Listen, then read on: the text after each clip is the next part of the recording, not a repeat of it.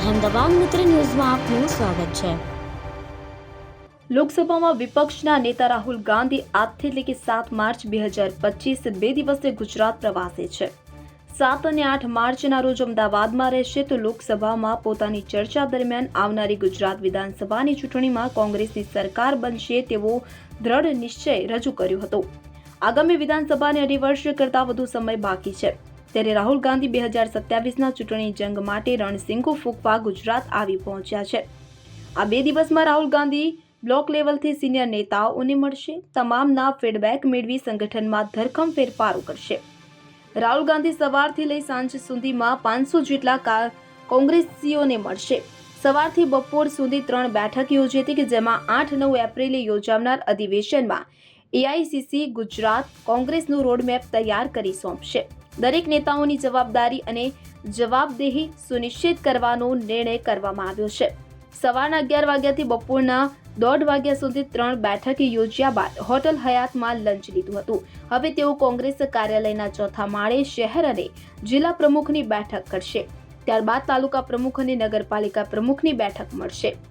8 March 2025ના રોજ સવારે 10 વાગે રાહુલ ગાંધી રાજપથ ક્લબ પાસેના ઝેડએ હોલ ખાતે કાર્યકર્તાઓના સંમેલનને સંબોધિત કરશે।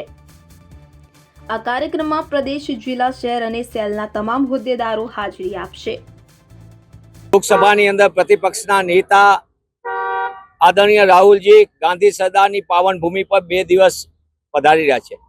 સમગ્ર ગુજરાતના કોંગ્રેસ કાર્યકર્તાઓમાં, આગેવાનોમાં એક અનેરો ઉત્સાહ અને ઉર્જા જોવા મળી રહી છે।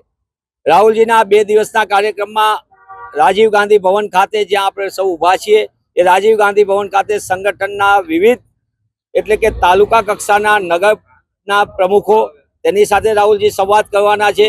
રાહુલજી સેલ ડિપાર્ટમેન્ટના પ્રમુખો અને પોલિટિકલ અફેર્સ કમિટીના વરિષ્ઠ આગેવાનો સાથે ચર્ચા વિચારણા કરીને સંવાદ કરવાના છે। જિલ્લા પ્રમુખ અને શહેર પ્રમુખો સાથે પણ રાહુલજી સંવાદ કરવાના છે।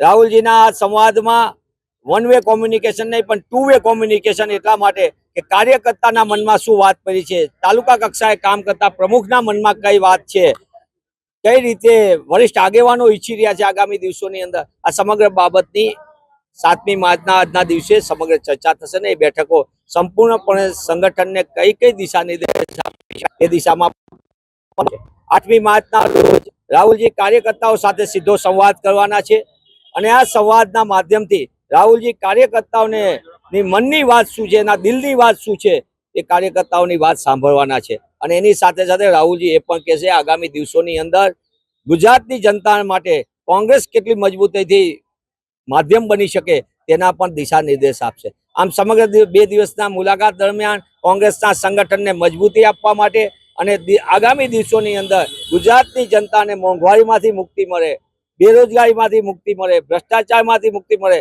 ખેડૂત અને ખેતીને બચાવી કેમ શકાય, એના માટે કેમ કોંગ્રેસ અવાજ બની શકે, આ સમગ્ર બાબતે ગુજરાતના નાગરિકોને કોંગ્રેસના સંગઠનના માધ્યમથી મજબૂતીથી અમે લડી શકીએ તે દિશાનો પણ સંવાદમાં ઉમેરો થવાનો છે। આમ સમગ્ર દિવસે ગાંધી સરદારની પાવન ભૂમિ ઉપર રાહુલજીને સ્વાગત કરવા માટે પણ અત્યારે અનેરો ઉત્સાહ જોવા મળે છે અને 2 દિવસની આ સતત કાર્યકર્તાઓ સાથેથી લઈને પદાધિકારી જે અમારા જિલ્લા કક્ષાએ, તાલુકા કક્ષાએ જેમની જવાબદારી છે પ્રમુખ તરીકે, એમની સાથેનો વાર્તાલાપ અને વરિષ્ઠ નેતાઓ સાથેનો સંવાદ, એનાથી કોંગ્રેસને એક નવી દિશા નિર્દેશ મળશે અને કોંગ્રેસને સંગઠનને કેમ મજબૂત કરી શકાય એના માટે રાષ્ટ્રીય નેતૃત્વએ જે નક્કી કર્યું હતું બેલગાવી સંમેલનની અંદર, ત્યાંની બેઠકમાં, અને એના આધારે એ જ દિશામાં ગુજરાતને સૌથી પ્રથમ તક આપી, એના માટે પણ ગુજરાત કોંગ્રેસના કાર્યકર્તા તરીકે અમે ગૌરવ અનુભવીએ છીએ।